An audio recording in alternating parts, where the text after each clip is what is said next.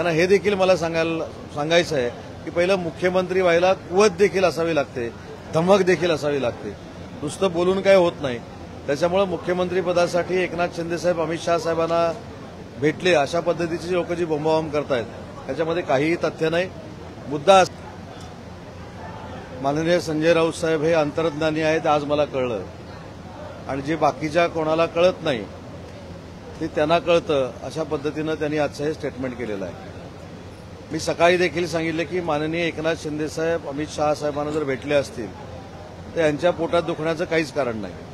यांच्या पोटदुखीवरचा उपाय आपला दवाखाना माननीय एकनाथ शिंदेसाहेबांनी काढलेला आहे हे देखील मी सकाळी सांगितलं. पण एक महत्वाची गोष्ट आहे की एखादा फेक नरेटिव्ह सेट कसा करायचा हे या सगळ्या मंडळींना अचूक कळलेलं आहे. मुद्दा आहे की अमित शहा साहेबांना भेटायचा, मुद्दा आहे नरेंद्र मोदी साहेबांना भेटायचा, आणि त्यांना जर एकनाथ शिंदेसाहेब भेटले असतील तर त्याच्यामध्ये कुठं वावगं आहे असं मला वाटत नाही. दुसरी महत्वाची गोष्ट की ज्या पद्धतीनं मुख्यमंत्री पदासाठी एकनाथ शिंदेसाहेब भेटले हे सांगण्याचा काही केविलवाणा प्रयत्न काही लोक जे करतायत त्यांना हे देखील मला सांगायचं आहे की पहिलं मुख्यमंत्री व्हायला कुवत देखील असावी लागते, धमक देखील असावी लागते. नुसतं बोलून काय होत नाही. त्याच्यामुळे मुख्यमंत्री पदासाठी एकनाथ शिंदेसाहेब अमित शहा साहेबांना भेटले अशा पद्धतीची लोक जी बोंबाबोंब करतायत त्याच्यामध्ये काहीही तथ्य नाही. मुद्दा असा आहे की दिल्लीला गेल्यानंतर महाराष्ट्राच्या विकासाच्या संदर्भात देखील चर्चा झालेली आहे, आणि महत्वाचा मुद्दा असा आहे की या सगळ्या ह्याच्यामध्ये गेली 3 वर्ष माननीय एकनाथ शिंदेसाहेबांना टार्गेट करून त्यांची बदनामी करण्याचा डाव काही लोकांनी जो आखलेला आहे त्याच्यातलाच हा एक भाग आहे. आणि सुरुवातीला सांगितलं, सकाळी देखील मी सांगितलं की माननीय एकनाथ शिंदेसाहेबांनी जो उठाव केला त्याच्यातनं जी जखम झाली ती विधानसभेच्या निवडणुकीच्या निमित्तानं त्यांची जखम वाढली. आणि ती कशामुळे वाढली तर महाराष्ट्रातल्या जनतेने एकनाथ शिंदेसाहेबांचं नेतृत्व सर्वमान्य केलं. वंदनीय बाळासाहेबांचा विचार पुढे घेऊन जाणारं नेतृत्व हे एकनाथ शिंदेसाहेबांचं आहे, शिक्कामोर्तब झालं. म्हणूनच 80 पैकी 60 जागा आमच्या जिंकलेल्या आहेत.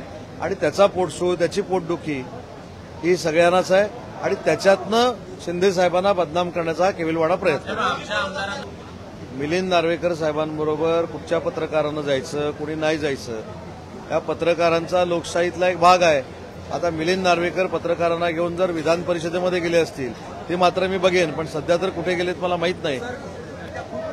नाही, असं काही बंधन नसतं की प्रत्येक गोष्ट वैयक्तिक काम करताना माध्यमांना सांगितलंच पाहिजे. कारण नाही, विरोधक टीका करू देतो. विरोधक टीका हे अजून 25 वर्ष करणार आहेत, आणि माननीय एकनाथ शिंदेसाहेबांनी दाखवून दिलंय त्यांच्या टीकेनं त्यांना काही फरक पडत नाही. ते हत्तीसारखे चालत असतात, भुंकणारे भुंकत असतात. माझी आपल्याला विनंती आहे, कधीतरी या प्रश्नाच्या पलीकडचा पण प्रश्न विचारा की ते सकाळी काय बोलले म्हणून तुमचं म्हणणं काय, ते सकाळी असं बोलले म्हणून तुमचं म्हणणं काय, सकाळी त्यांना पोटसूळ उठला म्हणून तुमचं म्हणणं काय, सकाळी ते यांच्यावर नाराज झाले म्हणून तुमचं म्हणणं काय, ते नाना पटोलेंवर चिडले म्हणून तुमचं म्हणणं काय, गरज संपल्यानंतर आता काँग्रेस नको म्हणून सांगितलं म्हणून तुमचं म्हणणं काय. मला असं वाटतं की गिरणी कामगारांच्या प्रश्नावर तुम्ही मला प्रश्न विचारा. गिरणी कामगारांना जो ऐतिहासिक निर्णय घेऊन आम्ही घरं देतोय ते त्यांच्या दृष्टिक्षेपात तरी आहे का?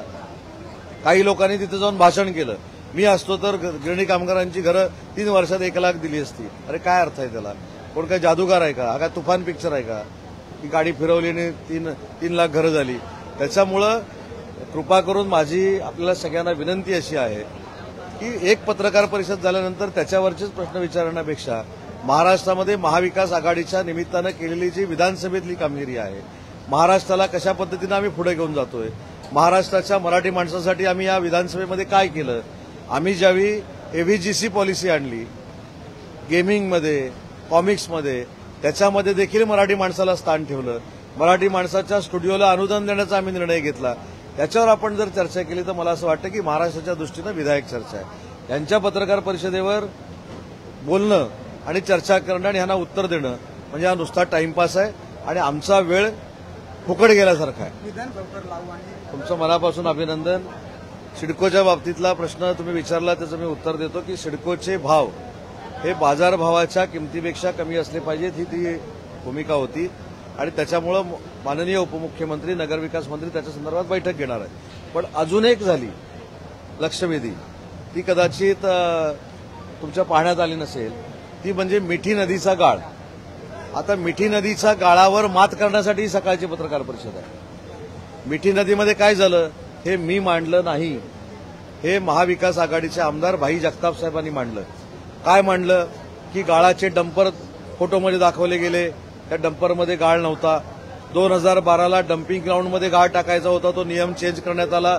डायरेक्ट स्वतंत्र जागांमध्ये गाळ टाकण्याच्या दृष्टीनं निर्णय झाला. आणि केतन कदम जो मास्टर माइंड आहे, जो जेलमध्ये आहे, त्याला मॅजेस्टिक कस्टडी आहे, त्याचा पार्टनर कोण आहे हा प्रश्न देखील विधान परिषदेमध्ये आला होता. कदाचित त्याला चालना अजून मिळू नये म्हणून ही पत्रकार परिषद होती. त्याचं नाव सँटेनो मोरिया असं आहे. आता सँटेनो मोरिया कोण आहे हे आपण शोधा, सँटेनो मोरिया काय करत होता हे आपण शोधा. केतन कदम आजही मॅजेस्टिक कस्टडीमधनं बाहेर कसे निरोप पाठवतोय हे आपण शोधा.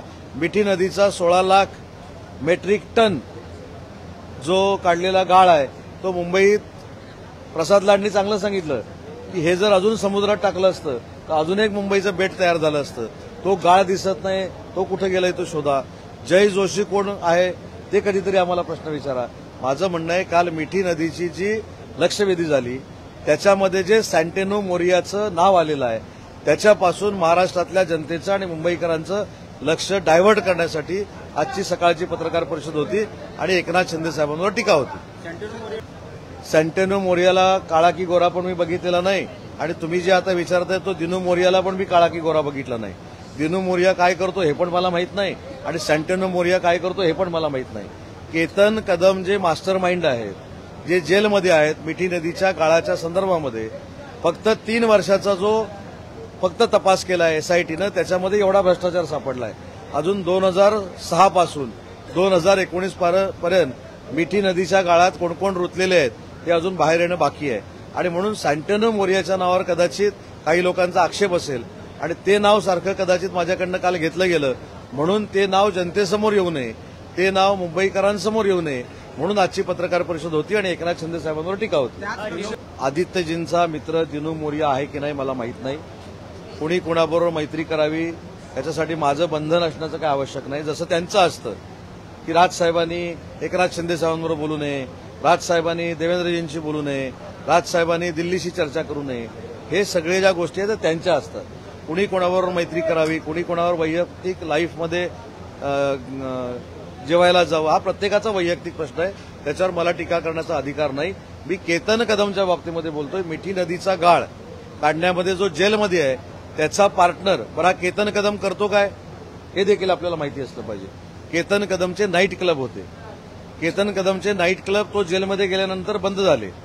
केतन कदमची मयूष नावाची एक हॉटेलची चेन आहे, ती देखील काल मी लक्षवेधीमध्ये सांगितलं की याच्यामध्ये अनधिकृत काय असेल आणि अनैतिक काय असेल ते तातडीनं एसआयटीनं याच्यामध्ये लक्ष घातलं पाहिजे. बरं हा गाळासंदर्भातलाच फक्त प्रश्न आहे का तर नाही, त्याच्यामध्ये अजून 1500 कोटी रुपयाची जी कामं केलेली आहेत त्याचा देखील प्रश्न आहे. आणि म्हणून मला प्रामाणिकपणानं सांगायचं की मिठी नदीच्या गाळाचा प्रश्न हा जास्त लोकांसमोर येऊ नये म्हणून सकाळची पत्रकार परिषद होती. पहिली गोष्ट परत एकदा करेक्ट करतो, काही प्रश्नांची उत्तरं देताना असे देखील प्रश्न असू नये की आदित्य ठाकरे साहेबांचे मित्र हे माझे मित्र होते, काही संबंध नाही, किंवा त्यांनी कोणाबरोबर मैत्री करावी हा त्यांचा वैयक्तिक प्रश्न आहे. मी कोणाबरोबर मैत्री करावी माझा प्रश्न आहे, पण उगाच नको ते रेकॉर्डवर यायला नको. आदित्यजींचे जे मित्र होते त्यांच्याबरोबर माझा संबंध होता, माझी मैत्री होती, हा प्रश्नच साफ चुकीचा आहे आणि त्याला मला उत्तर देखील द्यायचं नाही. पण एक देखील सांगतो की वैयक्तिक आयुष्यामध्ये प्रत्येकानं काय करावं हा प्रत्येकाचा वैयक्तिक. काय झालंय सध्या की आपल्यामधल्या देखील काही लोकांना एखादी टीका झाली की शिंदे साहेबांकडेच बोट आहे असं होतं. त्यांनी सांगितलं की पारदर्शकपणानं त्याची इन्क्वायरी झाली पाहिजे. बडे बडे त्यांचंच मागणी आहे की बडे बडे माशे जे महानगरपालिकेच्या बाहेरून रिमोट कंट्रोलद्वारे हे सगळं करत होते त्यांना देखील कारवाई झाली पाहिजे. ही अनिल परब साहेबांची मागणी आहे, माझी नाही, आणि ती आम्ही मान्य केली.